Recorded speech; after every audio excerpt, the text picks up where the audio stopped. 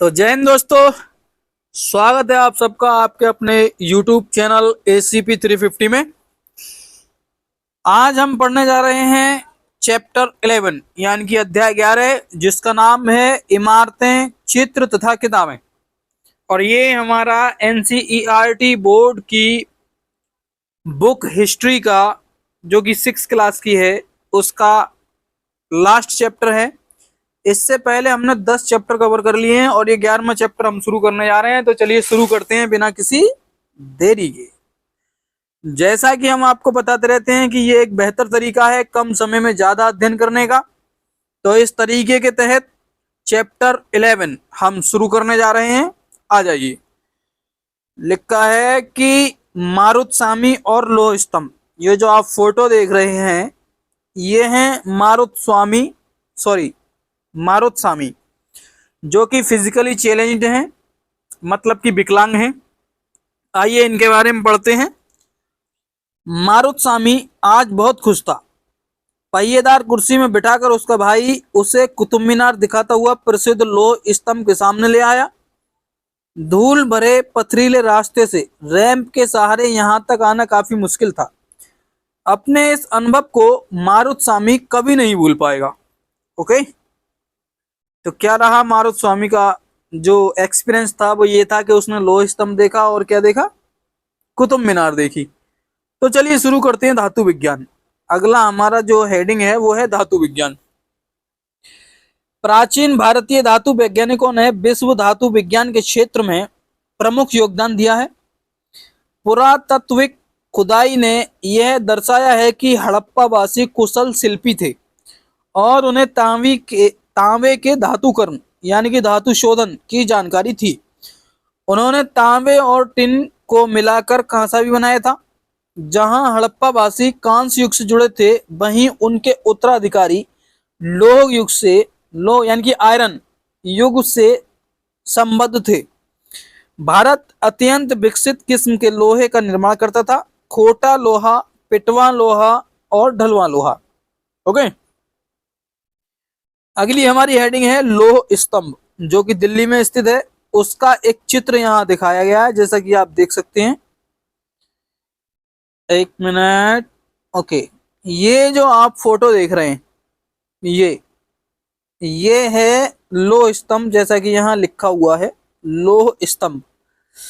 आइए लौह स्तंभ के बारे में पढ़ते हैं, जो कि मेहरौली दिल्ली में कुतुब मीनार के परिसर में खड़ा यह लौह स्तंभ भारतीय शिल्पकारों की कुशलता का एक अद्भुत उदाहरण है। अद्भुत उदाहरण तो होगा ही, क्योंकि बहुत समय हो गया इसको और ये खड़ा है, इस पे जंग तक नहीं लगी है। जंग मतलब कोरोजन। इसकी ऊंचाई 7.2 मीटर और वजन 3 टन से भी ज्यादा है। इसका निर्माण लगभग 1500 साल पहले हुआ था। कितने साल पहले? 1500 साल पहले। इसके बनने के समय की जानकारी हमें इस पर खुदे अभिलेख से मिलती है, यानी इस पे एक अभिलेख खुदा हुआ है जिससे इसके बनने की जानकारी हमें मिलती है। इसमें चंद्र नाम के एक शासक का जिक्र है, जो संभवतः गुप्त वंश, जो कि अध्याय 10 के थे। मैं आपने पढ़ा हुआ है अध्याय 10 में। आश्चर्य की बात यह है कि इतने वर्षों के बाद भी इसमें जंग नहीं लगा है। और वाकई ये आश्चर्य की बात है, हैरतअंगेज बात है कि 1500 साल हो गए इसको और इसमें अभी तक जंग नहीं लगी है, कोरोजन नहीं आई है। तो वाकई ये एक मतलब कि सोचने का विषय है कि आखिर कैसे वो शिल्पकार, कैसे कारीगर, कैसे टेक्नीशियन वो रहे होंगे जिन्होंने इसको बनाया, और कैसा वो लोहा रहा होगा, कैसा उसका रॉ मटेरियल रहा होगा, जो कि इस पे अभी तक जंग नहीं लगा। चलिए आगे बढ़ते हैं। अगली हमारी हेडिंग है ईंटों और पत्थरों की इमारतें। ईंटों और पत्थरों की इमारतें, चलिए शुरू करते हैं। हमारे शिल्पकारों की कुशलता के नमूने स्तूप जैसी कुछ इमारतों में देखने को मिलते हैं। स्तूप का शाब्दिक अर्थ टीला है।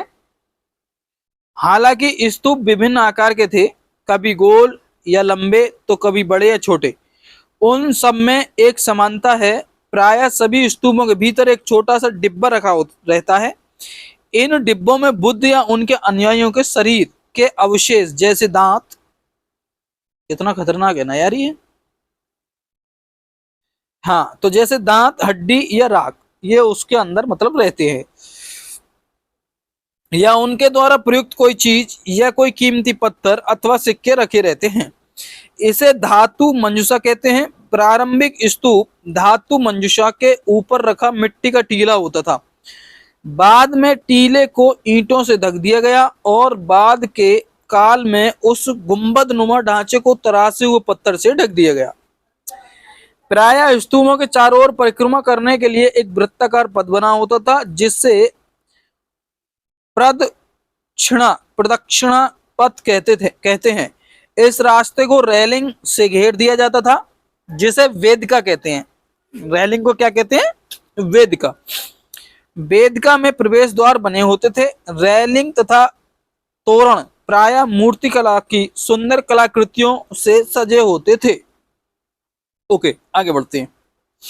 मानचित्र 7, मानचित्र 7 और पृष्ठ संख्या 105 में अमरावती ढूंढो। यहाँ कभी एक भव्य स्तूप हुआ करता था। लगभग 2000 साल पहले इस स्तूप को सजाने के लिए शिलाओं पर चित्र उकेरे गए। वाव!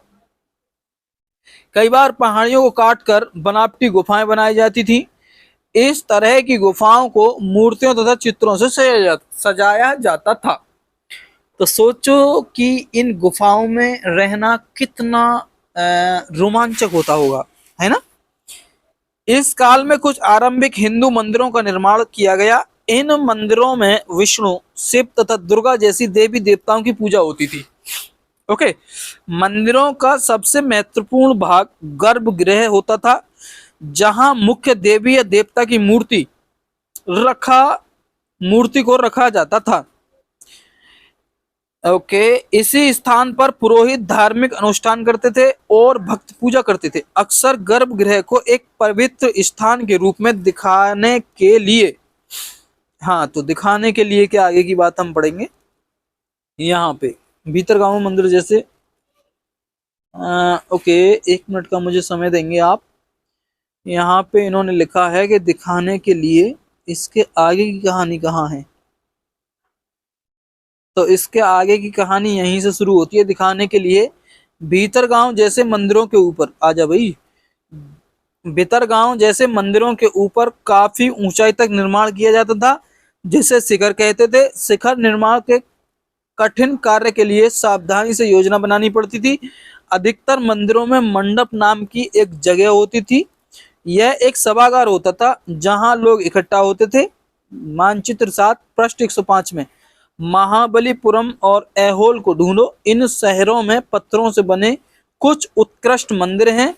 उनमें से कुछ यहाँ दिखाए गए हैं। ओके, तो चलिए शुरू करते हैं ऊपर से। जहां ये साइड में बॉक्स है, ऊपर सांची का महान स्तूप मध्य प्रदेश में है, जो कि इस समय इस तरह के स्तूपों का निर्माण कई सौ साल तक चलता रहा। इस स्तूप में ईंटों का प्रयोग संभवतः अशोक, जो कि अध्याय 7 में आपने पढ़ा, के जमाने का है, जबकि रेलिंग और प्रवेश द्वार बाद के शासकों के काल में जोड़े गए। हाँ, तो सीधी सी बात है, बनाए गए कभी और उनमें मॉडिफिकेशन या एडिटिंग हुई बाद में, वो एक अलग चीज है। तो आगे पढ़ते हैं। बाएं यानी कि लेफ्ट, अमरावती की एक शिल्पकृत। इस चित्र को देखकर इसका वर्णन करो। ये जो है लेफ्ट, मतलब कि बाएं, लेफ्ट को ही कहते हैं। तो ये लेफ्ट में आप देख रहे हैं एक यहाँ पे सिक्का है, जिसमें हाथी है, कुछ आदमी हैं जो लड़ रहे हैं आपस में, इस तरह आप देख पा रहे होंगे यहाँ पे। और ये महान सांची स्तूप है, ये वाला जो आप देख रहे हैं। और सबसे नीचे जो आप देख रहे हैं, इनके बारे में यहाँ आप पढ़ेंगे, जैसा कि ये लिखा है। हट जा भाई, तू हट जा यार, मूड खराब मत कर, इसको हटने दो प्लीज। हाँ, तो ये लिखा है कि ये जो बाएं यानी कि लेफ्ट में ऊपर की तरफ, 1 मिनट रुक जाइए आप, यहाँ पे हम ये ले लेंगे लिखने वाला। बाएं ऊपर की तरफ उत्तर प्रदेश के भीतरगांव का एक आरंभिक मंदिर। यह लगभग 1500 साल पहले पकी ईंटों और पत्थरों से बनाया गया था। ओके, और दाएं यानी कि राइट में ऊपर महाबलीपुरम के एकात्मिक मंदिर, इनमें से प्रत्येक मंदिर में एक ही विशाल पहाड़ी को तराश कर बनाया गया है। यानी कि ये जो मंदिर बनाया गया है एक विशाल पहाड़ी को काट कर यानी कि तराश कर बनाया गया है, इसलिए इन्हें एकास्म यानी कि मोनोलिथ कहा गया है। ईंटों से बनाए जाने वाले मंदिरों से यह बिल्कुल भिन्न होते थे। ईंट से बनी इमारतों में नीचे से ईंटों की एक एक तह जोड़ते हुए ऊपर की ओर ले जाते थे। ऊपर की ओर ले जाते थे। ईंट से बनी इमारतें, आ जाइए इधर, ईंट से बनी इमारतों में नीचे से ईंटों को एक एक तह जोड़ते हुए ऊपर की ओर ले जाते थे, जबकि चट्टान तराश कर बनाए जाने वाले मंदिरों को पत्थर काटने वाले ऊपर से नीचे के क्रम में बनाते हैं। इन मंदिरों को बनाते समय पत्थर काटने वालों को किन किन समस्याओं का सामना करना पड़ता होगा, इसकी सूची बनाओ। इसकी सूची आपको बनानी है, या तो अपनी आप डायरी में बना लेना या फिर कमेंट बॉक्स में मुझे बता देना। दाएं, दाएं किसको कहेंगे? दाएं कहेंगे राइट को। ऐहोल का दुर्ग मंदिर है, यह लगभग 1400 साल पहले बनाया गया था। ओके, तो ये आप ऐहोल का मंदिर देख रहे हैं यहाँ पे, जो कि 1400 साल पहले बनाया गया था। और बाएं ऊपर उत्तर प्रदेश में भीतरगांव का आरंभिक मंदिर है, और दाएं महाबलीपुरम के एकात्मिक मंदिर है। यानी कि ये राइट में जो है, 1 मिनट का समय देंगे मुझे, ये जो राइट में आप देख रहे हैं ये महाबलीपुरम का है एकात्मिक मंदिर, और ये लेफ्ट में जो आप देख रहे हैं ये उत्तर प्रदेश के भीतरगांव का एक आरंभिक मंदिर है, जो लगभग 1500 साल पहले बनाया गया था। यानी कि एक चित्र ये और एक चित्र ये। ठीक है, गौर से इनको देख लीजिए। चलिए आगे बढ़ते हैं। हम यहाँ तक हम पढ़ चुके हैं कि उनमें से कुछ यहाँ दिखाए गए हैं। अब बात आती है स्तूप तथा मंदिर किस तरह बनाए जाते थे। तो चलिए शुरू करते हैं बिना किसी देरी के। स्तूप तथा मंदिर किस तरह बनाए जाते थे। स्तूप तथा मंदिरों को बनाने की प्रक्रिया में कई अवस्थाएं आती थी। इसके लिए काफी धन खर्च होता था, इसलिए आमतौर पर राजा या रानी ही इन्हें बनवाने का निश्चय करते थे। सही बात है, आम आदमी वैसे भी नहीं बनवाता होगा, क्योंकि उसके पास फाइनेंशियल कंडीशन इतनी अच्छी नहीं होती होगी जो बनवा सके। पहला काम, अच्छे किस्म के पत्थर ढूंढकर शिलाखंडों को खोद कर निकालना होता था। फिर मंदिरों या स्तूपों के लिए सोच विचार कर तय किए गए स्थान पर शिलाखंडों को पहुंचाना होता था। यहाँ पत्थरों को काटकर छांटकर तराशने के बाद खम्भों, दीवारों और चौखटों, फर्शों तथा छतों का आकार दिया जाता था। ओके, इन सब के तैयार हो जाने पर सही जगहों पर उन्हें लगाना काफी मुश्किल काम था। आइए देखते हैं ये क्या लिखा हुआ है। बाएं, बाएं यानी कि लेफ्ट में उड़ीसा का जैन मठ एक पहाड़ी को खोदकर इस 2 मंजिल इमारत को बनाया गया है। कमरों के प्रवेश द्वारों को ध्यान से देखो, इनमें जैन भिक्षु रहते और ध्यान करते थे। पृष्ठ 14 पर दिए चित्र अध्याय 2 और यहाँ दिखाए गए गुफाओं में क्या अंतर है। यानी कि ये जो दे रखा है लेफ्ट में, यहाँ बौद्ध भिक्षु या भिक्षुणी किसी जमाने में रहते थे, जो कि ये बनाया गया। ये विश्राम गृह कह सकते हो इसको, रेस्ट रूम कह सकते हो इसको, अब जो भी आप कह सकते हो कह लेना। आगे बढ़ते हैं, जहां लिखा है कि नीचे राष्ट्रीय संग्रहालय नई दिल्ली से एक मूर्ति का चित्र। क्या तुम यहाँ देख पा रहे हो कि किस प्रकार गुफाओं की खुदाई की गई होगी। ये जो आप देख रहे हैं ये मूर्ति का चित्र, जिसके बारे में अभी हमने और आपने पढ़ा। चलिए, इस तरह के शानदार ढांचों का निर्माण करने वाले शिल्पकारों को सारा खर्च संभवतः राजा रानी ही देते थे। इसके अतिरिक्त इन स्तूपों या मंदिरों में आने वाले भक्त जो उपहार अपने साथ लाते थे, उनसे इमारत की सजावट की जाती थी। जैसे हाथी दांत का काम करने वाले श्रमिकों के संघ ने सांची के एक अलंकृत प्रवेश द्वार यानी जिसको तोरण को बनवाने का खर्च दिया था। इनकी सजावट के लिए पैसे देने वालों में व्यापारी, कृषक, माला बनाने वाले, इत्र बनाने वाले, लोहार या सुनार तो आप समझते होंगे, तथा ऐसे कई स्त्री पुरुष शामिल थे जिनके नाम खम्भों, रेलिंगों तथा दीवारों पर खुदे हैं। इसलिए जब तुम इन स्थानों को देखने जाओ तो याद रखना कि कितने सारे लोगों ने इन्हें बनाने और सजाने में अपना योगदान दिया था। ठीक है। चैप्टर 8 यानी कि अध्याय 8 के पृष्ठ 83 पर दिए चित्र की तरह तुम भी मंदिरों तथा स्तूपों के निर्माण के दौरान आने वाले विभिन्न चरणों के का चित्र बनाओ। ठीक है। आगे लिखा है चित्रकला। मानचित्र 7 में अजंता को ढूंढो। यह वह जगह है जहां के पहाड़ों में सैकड़ों सालों के दौरान कई गुफाएं खोदी गईं। इनमें से ज्यादातर बौद्ध भिक्षुओं के लिए बनाए गए विहार थे। इनमें से कुछ को चित्र द्वारा सजाया गया था। यहाँ इनके कुछ उदाहरण दिए गए हैं। गुफाओं के अंदर अंधेरा होने की वजह से अधिकांश चित्र मशालों की रोशनी में बनाए गए थे। इन चित्रों के रंग 1500 साल बाद भी चमकदार हैं, यानी कि 1500 साल बीत गए और आज भी जो बनाए गए चित्र हैं उनके जो रंग हैं वो आज भी चमकदार हैं। तो आप सोच सकते हैं कि कितने बेहतरीन रहे होंगे ये, और ये लोग कितने माइंडेड रहे होंगे जिन्होंने इस तरह के रंगों का इस्तेमाल किया जो आज 1500 साल बाद भी चमकदार दिखाई पड़ते हैं। चलिए आगे बढ़ते हैं। ये रंग पौधों तथा खनिज से बनाए गए थे। इन महान कृतियों को बनाने वाले कलाकार अज्ञात हैं, यानी उनके बारे में कोई जानकारी नहीं। अजंता के चित्र तुम्हें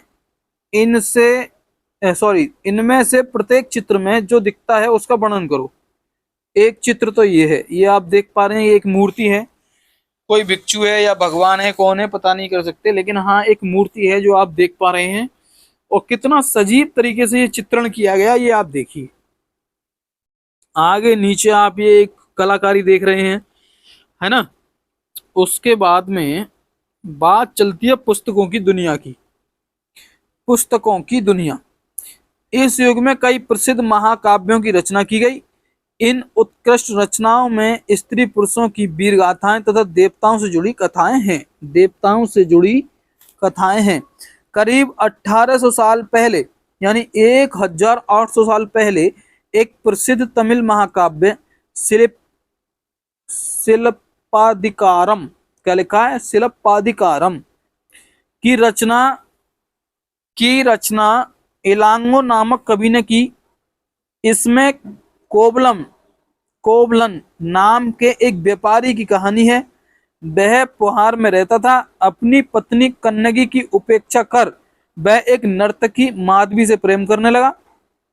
बाद में वह और कन्नगी पुहार छोड़कर मुद्रो चले गए। कहाँ चले गए? मुद्रो चले गए। ठीक है। वहां पांड्य राजा के दरबारी जौहरी ने क्या किया, जिसका जौहरी ने कोवलन पर चोरी का झूठा आरोप लगाया, जिस पर राजा ने उसे प्राण दंड दे दिया। Oh my God. कन्नगी जो अभी भी उससे प्रेम करती थी, इस अन्याय के कारण दुख और रोष से भर गई। उसने मुद्रों शहर का विनाश कर डाला। वाह, वेरी नाइस। हाँ, तो अगली हेडिंग रहेगी हमारी शिल्पाधिकारम से लिया गया एक वर्णन। क्या वर्णन है यहाँ? यहाँ कवि ने कन्नगी के दुख का इस तरह वर्णन किया है। ओ मेरे दुख तो देखो, ओ मेरा दुख तो देखो, तुम मुझे सांत्वना तक नहीं दे सकते। क्या यह सही है कि विशुद्ध सोने से भी सुंदर तुम्हारा शरीर बिना धुला धूल से सना यूं पड़ा है? ओहो, कितनी दर्द भरी कहानी है ना। इसको फील कीजिए। मतलब एक पत्नी है, उसके पति को राजा ने मार दिया। अब वो क्या कह रही है उसके बारे में ये लिखा हुआ है। यह कहाँ का न्याय है कि गोधूली की इस स्वर्णिम आभा में फूलमाला से ढके सुंदर वक्ष स्थल वाले तुम जमीन पर गिरे पड़े हो। जमीन पर गिरे पड़े हो। ओ माय गॉड, कितनी दर्द भरी कहानी है। मैं अकेली असहाय और हताशा होकर खड़ी हूं। क्या ईश्वर नहीं है? क्या इस देश में ईश्वर नहीं है? पर क्या उस स्थान पर ईश्वर रह सकते हैं जहां के राजा की तलवार निर्दोष नवागंतुक के प्राण ले लेती है? क्या ईश्वर नहीं है? नहीं है। वाह, वाह कहना तो गलत होगा। कितनी दर्द भरी कहानी है कि एक पति और पत्नी को, एक राजा ने उसके पति को मरवा दिया और पत्नी बिलख रही है और उसकी लाश के पास खड़ी है और उसका जो वर्णन कर रही है। तो मतलब वाकई ये एक गम भरी कहानी और दुख से भरी हुई कहानी है। तो चलिए आगे बढ़ते हैं, ज्यादा इस पे गौर नहीं देते, नहीं तो हम बहुत दुख में डूब जाएंगे और पढ़ नहीं पाएंगे। चलिए आगे देखते हैं क्या था। आगे लिखा है, हाँ तो आगे लिखा है कि एक और तमिल महाकाव्य मणि मेखलई को करीब 1400 साल पहले यानी 1400 साल पहले सत्तनार द्वारा लिखा गया। इसमें कोवलन तथा माधवी की बेटी की कहानी है। यह रचनाएं कई सदियों पहले ही खो गई थी। उनकी पांडुलिपियां दोबारा लगभग 100 साल पहले मिली। अन्य लेखक जैसे कालिदास, जिनके बारे में तुम अध्याय 10 में पढ़ा है, संस्कृत में लिखते थे। किस में लिखते थे? संस्कृत में लिखते थे। कौन? कालिदास। अब बात आती है मेघदूत का एक श्लोक। मेघदूत का एक श्लोक पढ़ेंगे अब हम यहाँ उनकी सबसे प्रसिद्ध रचना मेघदूत से एक अंश दिया गया है। किसकी रचना? कालिदास की रचना। यहाँ एक विरही प्रेमी बरसात के बादल को अपना संदेशवाहक बनाने की कल्पना करता है। देखो इसमें किस तरह कवि ने बादलों को उत्तर की ओर ले जाती ठंडी हवा का वर्णन किया है। तुम्हारे बौछारों से मुलायम हो उठी मिट्टी की भीनी खुशबू से भरे, आहा, यानी कि तुम्हारी बौछारों से मुलायम हो उठी मिट्टी की भीनी खुशबू से भरे, क्या हाथियों की सांसों में बसी, आहा, जंगली गूलर को पकाने वाली शीतल बयार तुम्हारे साथ धीरे धीरे बहेगी। आहा, कितनी बढ़िया बात। आप महसूस कीजिए, फील कीजिए इस बात को। गाना सुना होगा आपने, वो मिट्टी दी खुशबू आंदी, मिट्टी दी खुशबू आंदी। तो मतलब जब बारिश आती है और मिट्टी पर बूंदें पड़ती हैं तो जो खुशबू उसमें से उठती है भीनी भीनी, उस खुशबू का जिक्र यहाँ पे कवि ने किया है। आगे देखते हैं क्या है। आगे लिखा है कि क्या तुम्हें लगता है कि कालिदास को प्रकृति प्रेमी कहा जा सकता है? हाँ बिल्कुल कहा जा सकता है। उन्होंने प्रकृति का सजीव चित्रण किया है, तो बिल्कुल कहा जा सकता है। आगे देखते हैं अब। अगली हेडिंग है हमारी पुरानी कहानियों का संकलन तथा संरक्षण।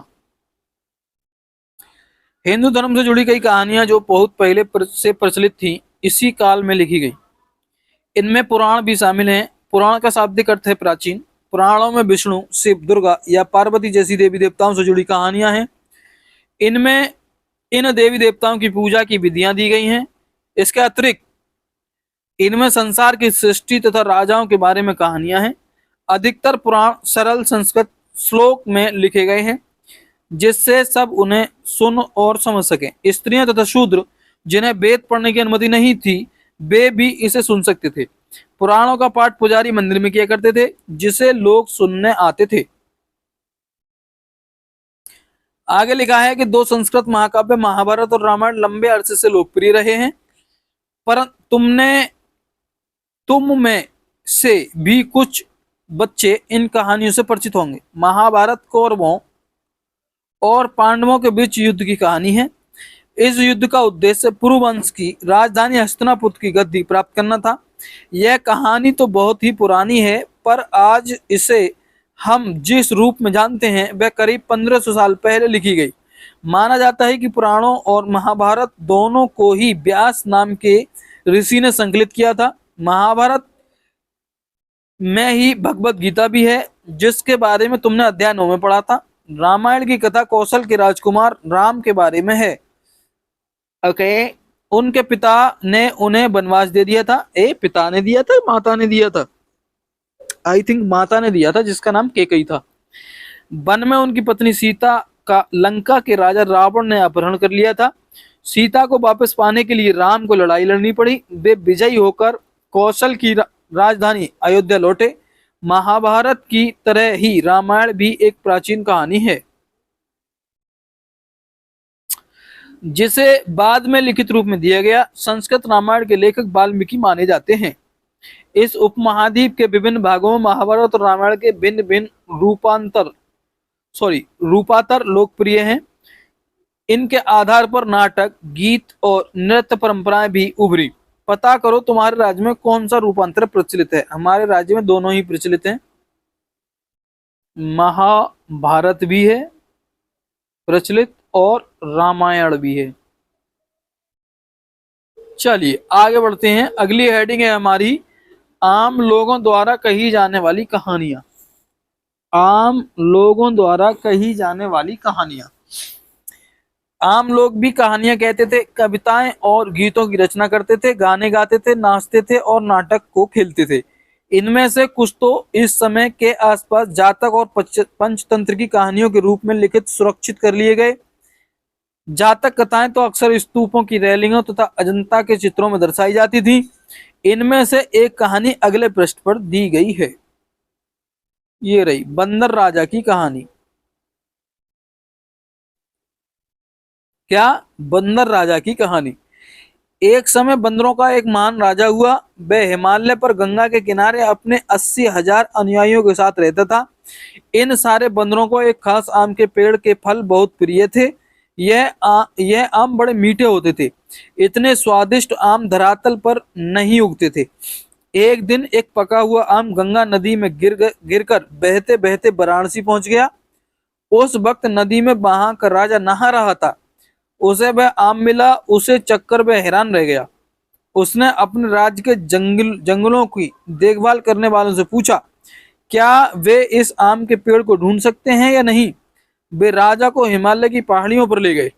यानी कि कहने का मतलब ये है कि जो बंदर थे जिस आम के पेड़ पर रहते थे वहां से एक आम टूटा जो कि नदी में गिर गया और बहते बहते वाराणसी पहुंच गया। अब वाराणसी के जो राजा थे उस समय वो वहां नदी में स्नान कर रहे थे।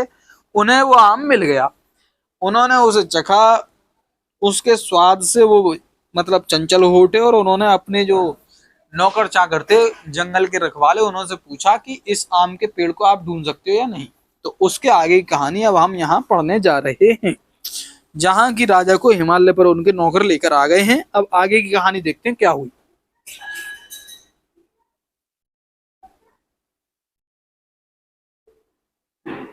वहां पहुंचकर राजा तथा उसके दरबारियों ने खूब आम खाए। रात में राजा ने देखा कि बंदर भी पके आमों का मजा ले रहे हैं। राजा को यह बात बुरी लगी और उसने उन्हें मार डालने का फैसला किया। बंदरों के राजा ने अपनी प्रजा को बचाने के लिए एक योजना बनाई। उसने आम के पेड़ की टहनियों को तोड़कर उन्हें आपस में बांधकर नदी पर एक पुल बनाया। इसके एक छोर को वह तब तक पकड़े रहा जब तक उसकी प्रजा ने नदी को पार न कर लिया। वाह, राजा बहुत ही बेहतरीन था इसका मतलब। यानी कि बंदरों का राजा तब तक उन टहनियों को पकड़ रहा जिसका उन्होंने पुल बनाया था जब तक कि उसकी सारी प्रजा नदी को पार न कर गई। चलिए आगे देखते हैं आगे क्या हुआ।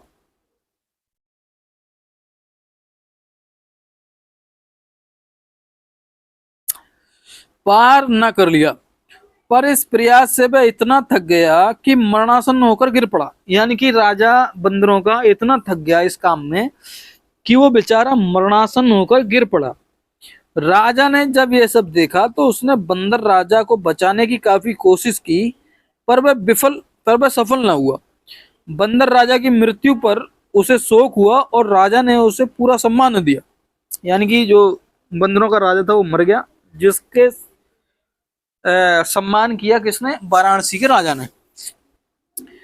मध्य भारत में भरहूत के एक स्तूप में मिले एक पत्थर पर उकेरे गए चित्र में इसे दिखाया गया है। सही बात है यार। क्या तुम बता सकते हो कि इस कहानी का कौन सा हिस्सा दिखाया गया है? यह हिस्सा क्यों चुना गया होगा? बताते रहना आप कमेंट बॉक्स में। अब बात आती है विज्ञान की पुस्तकों की। तो चलिए शुरू करते हैं बिना किसी देरी के। विज्ञान की पुस्तकें। इसी समय गणितज्ञ तथा खगोल शास्त्री आर्यभट्ट ने संस्कृत में आर्यभट्टियम नामक पुस्तक लिखी। इसमें उन्होंने लिखा कि दिन और रात पृथ्वी के अपनी धुरी पर चक्कर काटने की वजह से होते हैं, जबकि लगता है कि रोज सूर्य निकलता है और डूबता है। उन्होंने ग्रहण के बारे में भी एक वैज्ञानिक तर्क दिया। उन्होंने वृत्त की परिधि को मापने की भी विधि ढूंढ निकाली, जो लगभग उतनी ही सही है जितनी की आज प्रयुक्त होने वाली विधि।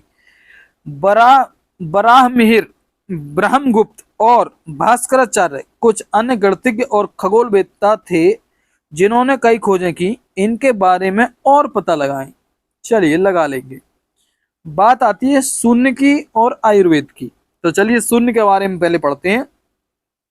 अंकों का प्रयोग पहले से होता रहा था, पर अब भारत के गणितज्ञों ने शून्य के लिए एक नए चिन्ह का आविष्कार किया। गिनती की यह पद्धति अरबों द्वारा अपनाई गई और तब यूरोप में भी फैल गई।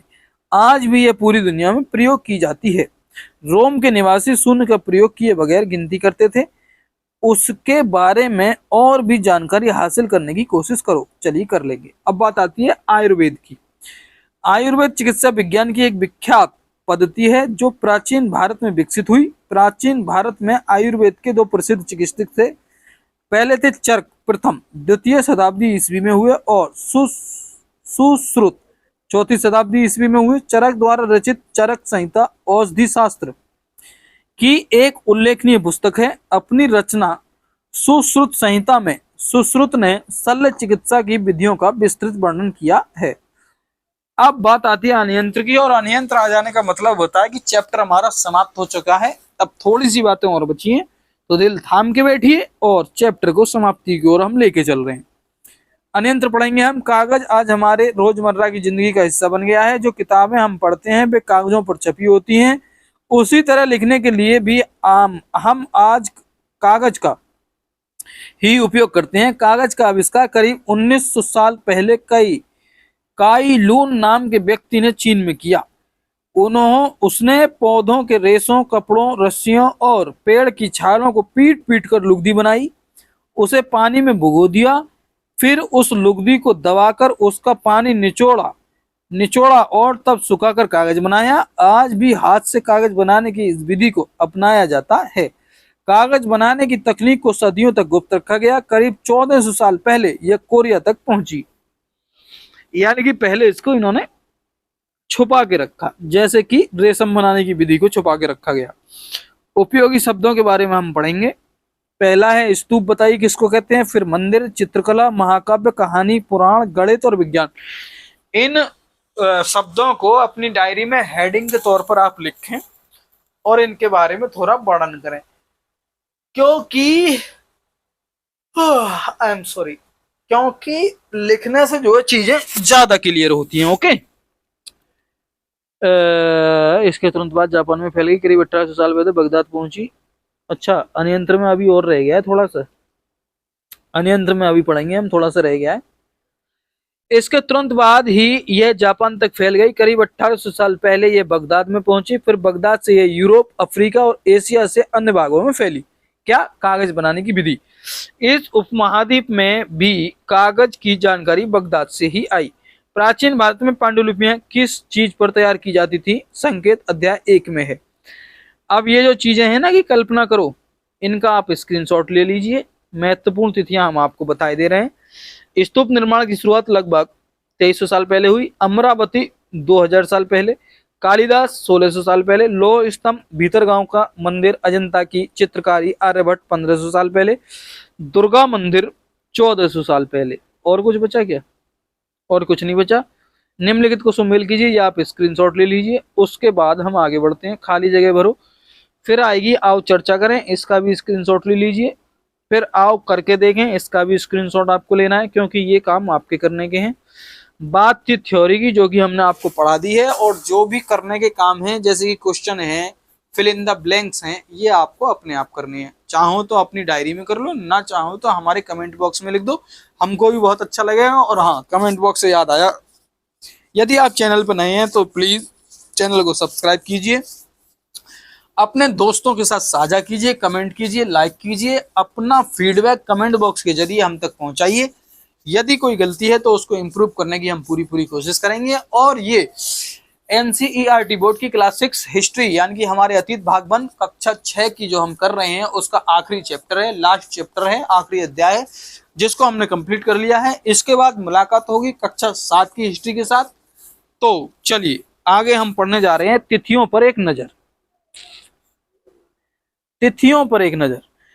इस पूरी पुस्तक में हमने बस 2000 की शुरुआत बिंदु को रूप में रखकर घटनाओं प्रक्रियाओं के होने की अनुमानित तिथियों की जानकारी दी है। पर अन्य पुस्तकें जो तुम पढ़ते होंगे उनमें तिथियां अलग तरह की लिखी होंगी। इस पुस्तक में इन तिथियों के पहले करीब या लगभग लिखा गया है।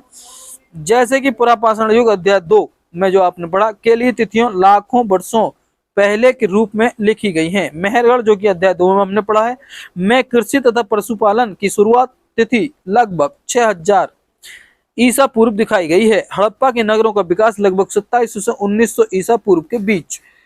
और जी ऋग्वेद की रचना का काल लगभग 1500 से 1000 ईसा पूर्व के बीच। महाजनपदों तथा गंगा के मैदानी इलाकों में नगरों का विकास तथा उपनिषद जैन धर्म तथा बौद्ध धर्म से जुड़े विचारों का उदय लगभग 500 पूर्व ईसा पूर्व है। ये बहुत महत्वपूर्ण तिथि हम पढ़ रहे हैं, इसको हवा में मत लेना। अब तक 10 चैप्टर जो हमने पढ़े हैं उनमें जितनी भी तिथियां हमने पढ़ी हैं उसका मोटा मोटा पॉइंट यहाँ दिखाया जा रहा है। आगे लिखा है कि पश्चिमोत्तर में सिकंदर का आक्रमण लगभग 327 से 325 ईसा पूर्व। चंद्रगुप्त मौर्य का राजा बनना लगभग 321 ईसा पूर्व। अशोक का शासन काल लगभग 272 से 268 या 268 ईसा पूर्व से 231 ईसा पूर्व के बीच। संगम साहित्य की रचना लगभग 300 ईसा पूर्व से 300 ईस्वी तक दिखाई गई है। कनिष्क का शासन लगभग 78 से 100 ईसा पूर्व। गुप्त साम्राज्य की स्थापना लगभग 320 ईसा। वल्लभी के परिषद में जैन साहित्य का संकलन लगभग 512 या 521 ईस्वी पूर्व। आगे बात आती है हर्षवर्धन का शासन 606 से 647 ईस्वी। चीनी यात्री स्वान का भारत आगमन 630 से 643 ईस्वी। पुलिकेशन द्वितीय का शासन 609 से 642 ईस्वी। कुछ घटनाओं के लिए जैसे कि अशोक के शासन की शुरुआत की तिथि के रूप में तुम्हें एक से अधिक तिथियां देखने को मिल सकती हैं। ऐसा इसलिए है क्योंकि इतिहासकार इस बात पर एक मत नहीं हो पाए हैं कि सही तिथि क्या है। प्रश्नवाचक चिन्ह के साथ दी गई तिथियां इस बात का संकेत करती हैं कि यह तिथियां निश्चित नहीं है, इनका जो है आगे भी कोई और तिथि आपको देखने को मिल सकती है। का मानचित्र 8 देख रहे हैं, भारत का राजनीतिक मानचित्र। इसके साथ ही चैप्टर का एंड हो जाता है। जैसा कि यहाँ आप देख रहे हैं, ये रहा पाकिस्तान और यह रहा चीन तिब्बत, ये सिक्किम, गंगटोक, भूटान, अरुणाचल प्रदेश, मध्य प्रदेश, नागालैंड, इम्फाल, मिजोरम, म्यांमार, बांग्लादेश, अगरतला, झारखंड, पटना, बिहार, लखनऊ, उत्तर प्रदेश, दिल्ली, जयपुर, राजस्थान। ये आप देखते रहना। इधर अरब सागर, इधर बंगाल की खाड़ी। तो ये रहा आपका मानचित्र। मानचित्र को आप बाद में देख लेना, नोट में आप जो भी लिखना चाहें वो लिख देना। और इन्हीं शब्दों के साथ हम लेते हैं आपसे विदा। NCERT बोर्ड की हिस्ट्री की पुस्तक या बुक, जो भी आप कहना चाहें जिस भी लैंग्वेज में, क्लास 6 की हम कंप्लीट कर चुके हैं, अध्याय 11 या चैप्टर 11। इसके बाद मुलाकात होगी क्लास 8 की हिस्ट्री की बुक हमारे अतीत भाग 2 में। तब तक के लिए हम आपसे कहना चाहेंगे चैनल को सब्सक्राइब कीजिए, लाइक कीजिए, शेयर कीजिए, कमेंट कीजिए, फीडबैक हमारा देना ना भूलिए। और हमसे जुड़े रहने के लिए thank you so much from the bottom of my heart. And आपसे कहना है कि चैनल को सब्सक्राइब कीजिए, सब्सक्राइबर इंक्रीज करने में हमारी हेल्प कीजिए। और वीडियो आपको कैसी लग रही है कमेंट कर बताना ना भूलें, ताकि हम जो भी गलती हो उसको इम्प्रूव कर सके। इसी के साथ हम लेते हैं आपसे विदा। अपना ख्याल रखिए। तब तक के लिए मुलाकात होगी अगली क्लास 8 की हिस्ट्री की बुक के साथ में। तब तक के लिए हम आपसे विदा लेते हैं। जय हिंद, जय भारत।